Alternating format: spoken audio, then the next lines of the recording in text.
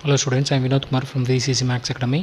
I mean, 12th standard mathematics complex number chapter exercise 2.8 ஓட third sum பார்க்க போறோம். Find the value அப்படினு சொல்லிட்டு ஒரு क्वेश्चन கொடுத்திருக்காங்க. ஃபர்ஸ்ட் பாருங்க. சொல்யூஷன் 1 plus இதில் நீங்கள் நல்லா கவனிச்சு பார்த்தீங்கன்னா சைன் வந்து எப்பயுமே ஐ கூட தான் வரும். ஐ கூட தான் சைன் வந்திருக்கும்.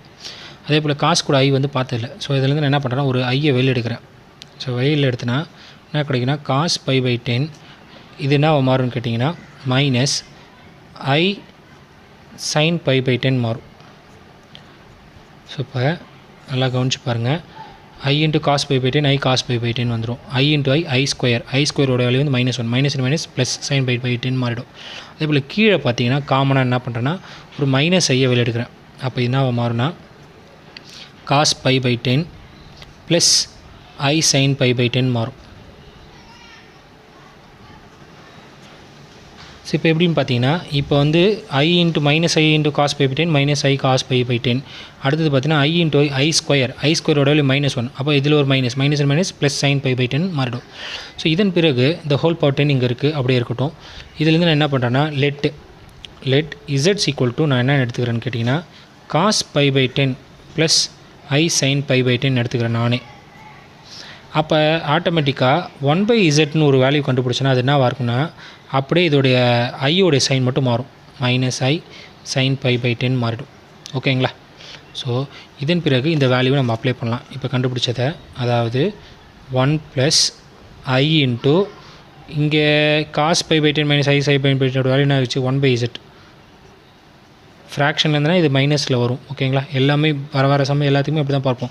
ஒரு வேல்யூ இப்படி இருக்குன்னா அதோட ரெசிப்ரோக்கல் நடுவில் மைனஸ் வந்துடும். அதே மைனஸில் இருந்துச்சுன்னா அது ரெசிப்ரோக்கல் ப்ளஸ்ஸாக வரும். கீழே அதே போல் பார்த்தீங்கன்னா 1 மைனஸ் ஐ இன்ட்டு அதோட வேல்யூ வந்து z the whole power 10. So நான் இதுக்கப்புறம் என்ன பண்ணுறேன்னு கேட்டிங்கன்னா 1 plus i by z by என்ன இருக்குன்னு கேட்டிங்கன்னா இங்கே 1 minus i z the whole power 10. So இந்த இடத்துல என்ன பண்ணுறேன்னா ஒரு ஐயால் நான் மல்டிப்ளை பண்ணுறேன். எப்படின்னா ஒரு கேன்சல் பண்ணுறதுக்காக i into i by z into i மேலே கீழே மாற்றினாலும் வேல்யூ சேஞ்ச் ஆகாது. 1 minus i z the whole power 10. இதன் பிறகு 1 plus i into i square by z i divided by 1 minus i z the whole power 10. இது எப்படி அதெல்லாம் 1 plus போட தேவையில்லை. ஏன்னா இது ஐ ஸ்கொயரோட வேல்யூ வந்து -1 மாட்டோம். அப்போ -1 by ZI divided by 1 minus ZI the whole power 10. So இதிலேருந்து நம்ம பார்த்திங்கன்னா இதை தூக்கிட்டு போய் இதில் மல்டிப்ளை பண்ணலாம். அப்போ என்ன கிடைக்குன்னா ZI -1 divided by ZI அப்படின்னு கிடைக்கும். இந்த வேல்யூ இங்கே 1க்கு தான் அர்த்தம். அதை மேலே கொண்டு போயிட்டா 1/1 minus ZI the whole power 10. இதில் நல்லா கவனித்து பார்த்தீங்கன்னா இது 1 மைனஸ் ZI இது ZI -1. ஸோ இதுலேருந்து ஒரு மைனஸை நம்ம வெளில எடுத்துட்டோன்னா அதாவது -1 வெளில எடுத்துட்டோன்னா இது என்ன மாறும்னா 1 மைனஸ் ZI அப்படின்னு மாறும் by ZI into 1/1 minus ZI the whole power 10. ஓகேவா? இப்போ பார்த்தீங்கன்னா ஆட்டோமேட்டிக்காக இது ரெண்டும் கேன்சல் ஆகிடும். ஏன்னா இதை மல்டிப்ளை பண்ணி பார்த்தா மேலே இது வந்து செக் பண்ணிங்க -1 × 1 -1 மைனஸ் மைனஸ் ப்ளஸ் ZI வருது. ஸோ அதை கேன்சல் ஆட் பண்ணிட்டோன்னா மீதி இருக்கிறது -1 by ZI the whole power 10. So இதுக்கு தனித்தனியாக நீங்கள் வேல்யூ கொடுத்தீங்கன்னா அதாவது -1 the whole power 10 divided by ZI the whole power 10. So -1 power 10 வரும் 1 தான் வரும். இதில் பார்த்தீங்கன்னா ZI த ஹோல் பவர் 10 அப்படியே இருக்கும். அப்போ நமக்கு என்ன இருக்குன்னா 1/ZI த ஹோல் பவர் 10 அப்படின்னு இருக்கும்.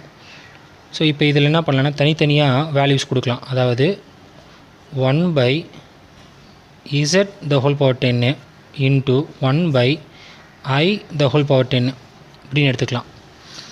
ஸோ தனித்தனியாக கொடுத்தாச்சு. இப்போ என்ன ஆகுன்னு கேட்டிங்கன்னா 1/Z த ஹோல் பவர் 10 அப்படியே இருக்கட்டும் இன்ட்டு 1 இது I பவர் 10 நான் எப்படி எழுதுறேன்னா I பவர் 8 இன்ட்டு I ஸ்கொயர்னு எழுதலாம்.